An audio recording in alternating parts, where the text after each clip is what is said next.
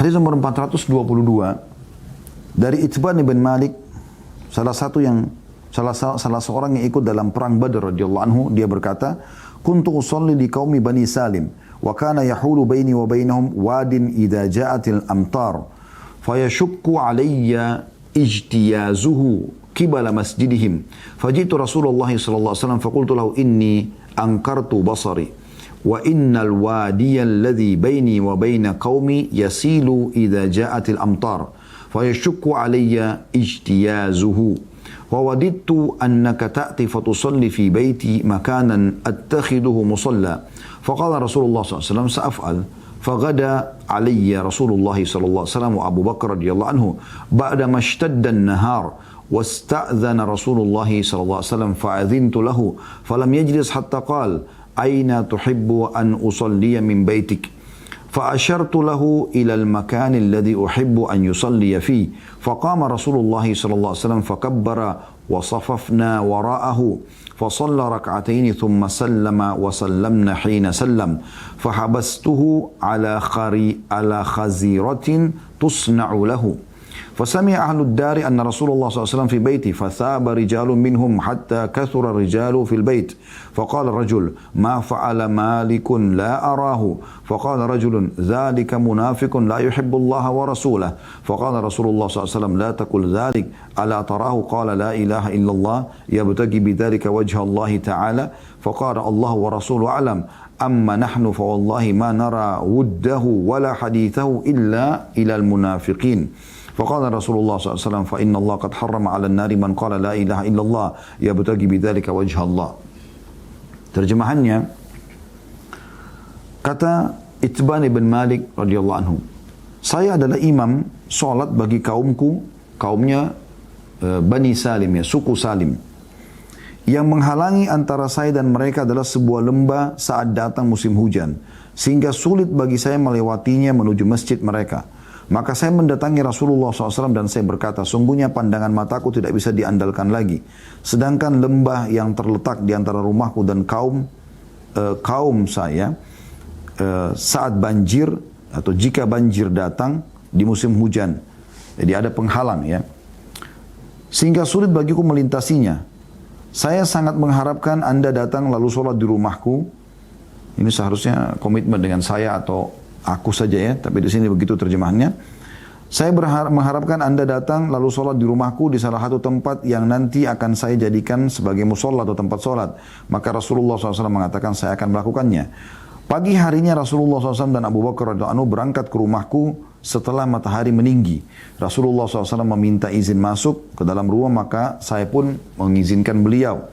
Beliau tidak duduk sehingga mengucapkan, di mana kau ingin aku melakukan sholat di rumahmu ini. Maka saya menunjuk ke tempat ke sebuah tempat yang saya inginkan agar beliau sholat di sana. Maka Rasulullah SAW berdiri lalu bertakbir dan kami pun berbaris di belakang beliau. Beliau sholat 2 rakaat kemudian salam dan kami pun mengucapkan salam ketika beliau salam. Kemudian saya memohon beliau menikmati khazirah, ya, atau makanan yang sengaja dibuatkan untuk beliau. Ternyata orang-orang yang ada di kampung itu mendengar bahwa Rasulullah SAW berada di rumahku. Maka kaum laki-laki dari mereka berdatangan hingga rumahku ramai oleh mereka. Tiba-tiba seseorang berkata, apa yang dilakukan oleh Malik? Aku tidak melihatnya. Maka seorang menimpali, dia itu adalah orang munafik, tidak mencintai Allah dan Rasulnya. Maka Rasulullah SAW bersabda, kamu jangan berkata begitu. Tidaklah kamu melihat dia mengucapkan la ilaha illallah yang dengannya dia mencari wajah Allah? Maka orang itu berkata, Allah dan Rasulnya lebih mengetahui. Adapun kami demi Allah, kami tidak melihat kecintaannya dan obrolannya kecuali kepada orang-orang munafik. Maka Rasulullah SAW bersabda, sesungguhnya Allah telah mengharamkan atas neraka orang yang mengucapkan la ilaha illallah karena wajah Allah. Hadis ini teman-teman sekalian adalah hadis yang cukup panjang kisahnya. Tapi mirip dengan tadi sebelumnya, ya. Inti bahasannya ada di akhir. Yaitu sabda Nabi SAW, Allah mengharamkan seseorang dari api neraka yang mengucapkan la ilaha illallah yang tulus karena Allah. Itu inti masalahnya. Baik, kita coba korek pelajarannya teman-teman sekalian. Yang pertama, kedudukan Itban bin Malik radhiyallahu anhu, dan beliau salah satu orang yang hadir di Badr. Ya. Mungkin Anda bertanya-tanya kalau yang pegang bukunya, Apa keutamanya sampai dikatakan salah seorang yang ikut di perang Badar? Tentu ada keutamaan, teman-teman. Orang yang ikut di Badar ini adalah orang-orang yang dikenal orang utama di kalangan sahabat. Karena ahli Badar, semua yang hadir, kurang lebih 314 orang dijamin masuk surga. Ini sekali lagi Anda bisa kembali kepada kajian Sirah Nabawi kami tentang perang Badar. Ya. Jadi ini kedudukan Itban bin Malik, karena dia salah satu ahli Badar yang berarti mendapatkan jaminan surga. Kemudian kecerdasan Itban di sini juga, ini masih dalam mutiara yang pertama, bagaimana beliau menceritakan. Sebenarnya kan Itban bin Malik radhiyallahu anhu bisa langsung menyampaikan sabda Nabi SAW, Allah mengharamkan wajah seseorang dari api neraka yang mengucapkan la ilaha illallah ikhlas dalam hatinya misalnya. Tapi tidak seperti itu. Itban menceritakan dulu bahwasanya saya adalah imam di suku saya Bani Salim atau suku Salim. Dan antara rumah saya dengan masjid mereka, itu ada sebuah lembah padang pasir gitu ya. Tapi setiap hujan turun pasti banjir. Jadi nggak bisa nyebrang, kecuali harus basah-basah pakaiannya gitu. Maka saya pun mendatangi Nabi SAW belum menceritakan hal tersebut dan mengatakan sungguh pandangan saya sudah tidak kuat lagi. Maksudnya untuk melihat pun jalan, celah-celah di mana bisa mungkin dapat jalan, itu sudah tidak bisa lagi. Maka saya berharap pada saat hujan turun itu, saya bisa sholat di rumah saya, tapi saya tidak mau sholat di sembarangan tempat. Saya berharap ya Rasulullah, Anda yang datang, kemudian sholat di rumah saya, supaya saya tetap sholat di tempat itu yang tempat Anda sholat itu. Maka Nabi SAW mengiyakan dan beliau pun datang keesokan harinya bersama Abu Bakar. Sampai akhirnya Nabi SAW sholat di tempat itu. Kemudian dijadikan tempat sholat oleh Itban di saat banjir terjadi. Dan akhirnya dia tidak bisa mengimami kaumnya. Kemudian terjadilah berita ini terdengar oleh orang-orang yang ada di perkampungan sekitar itu. Kalau Rasulullah SAW datang, mereka berbondong-bondong datang semuanya.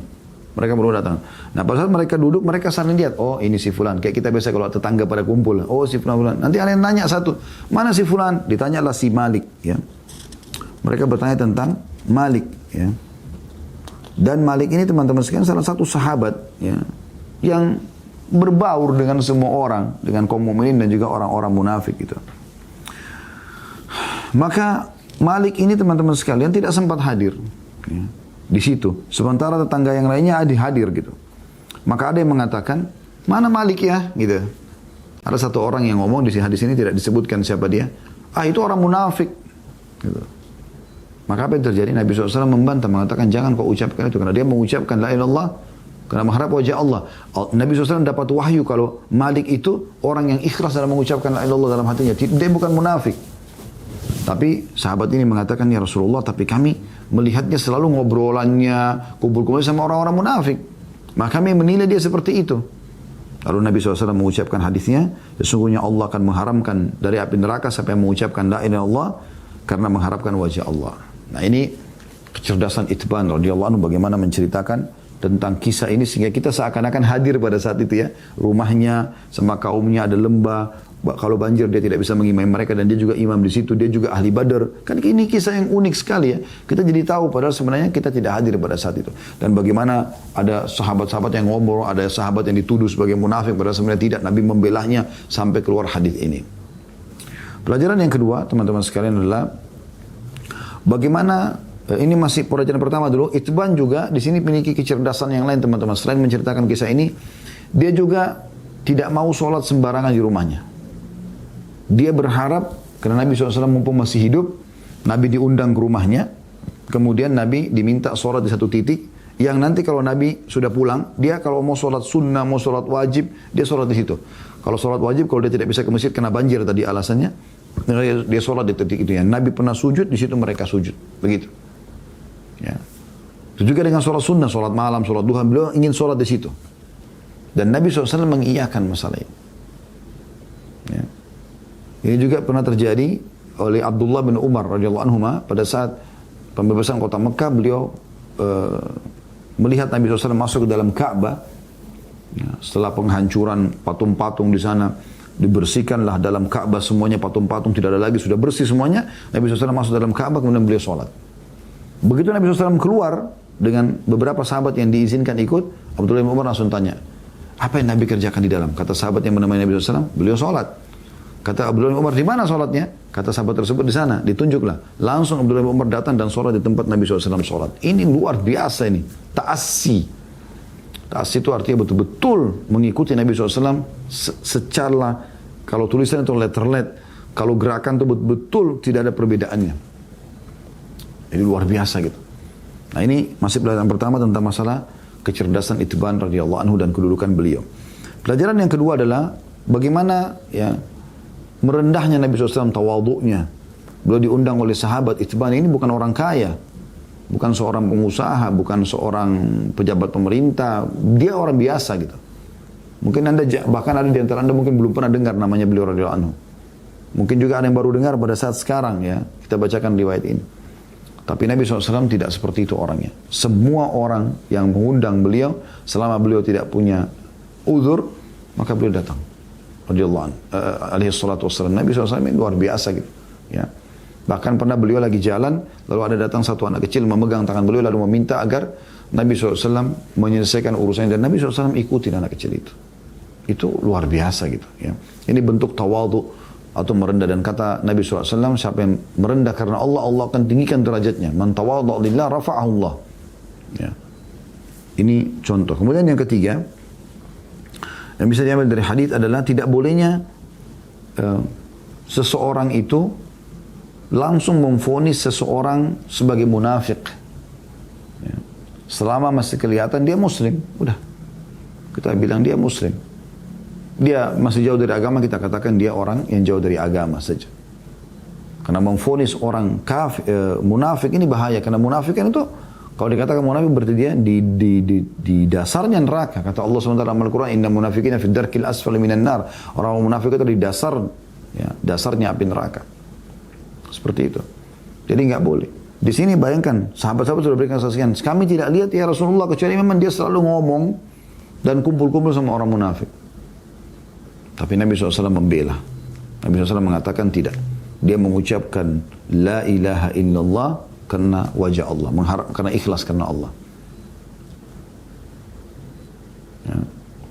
Tentu di sini, teman-teman sekalian, ada sebagian ulama mengatakan ini khusus untuk Malik. Karena Nabi SAW dapat wahyu, kalau ternyata Malik ini yang sedang dibahas, maka Malik dibela oleh Nabi SAW karena wahyu. Sehingga tidak bisa kasus Malik ditarik pada semua orang gitu ya. Ini ada pendapat gitu. Jadi kalau ada orang betul-betul jelas lisannya ngomong tentang masalah benci Islam segala macam, dan ciri kemunafikan ada, biasanya disebutkan munafik. Beberapa kali keluar dari mulutnya Umar bin Khattab, Khalid bin Walid mengatakan, ini munafik ya Rasulullah, ini munafik ya Rasulullah gitu. Ya, karena dilihat sikap-sikap mereka gitu. Jadi ini kedudukan Malik, dan Allah Alam ini lebih dekat dengan makna yang tepat dalam hadis ini. Ada juga yang mengatakan ini berlaku umum. Selama dia mengucapkan la ilaha illallah, kita tidak tahu masalah hatinya ikhlas atau tidak, maka kita menghakimi secara zahir yang kelihatan, seperti kasus Usama bin Zaid radhiyallahu anhu pada saat membunuh seseorang yang mengucapkan la ilaha illallah, maka Nabi SAW menghardiknya. Kemudian pelajaran yang selanjutnya, yang seingat saya yang keempat ya, hikmahnya adalah atau mutiaranya kedudukan Malik radhiyallahu anhu. Bagaimana Malik ini ya, dipuji oleh Nabi SAW. Turun wahyu membelanya dan memastikan kalau dia mengucapkan la ilaha illallah tulus dari hatinya. Kemudian yang terakhir teman-teman sekalian, yang kelima adalah kedudukan la ilaha illallah yang diucapkan ikhlas dari hati, itu akan menyelamatkan dari api neraka. Allahu a'lam. Ini bahasan kita insyaAllah, dan kita akan lanjutkan nanti pertemuan akan datang dengan hadis selanjutnya 423. Ya.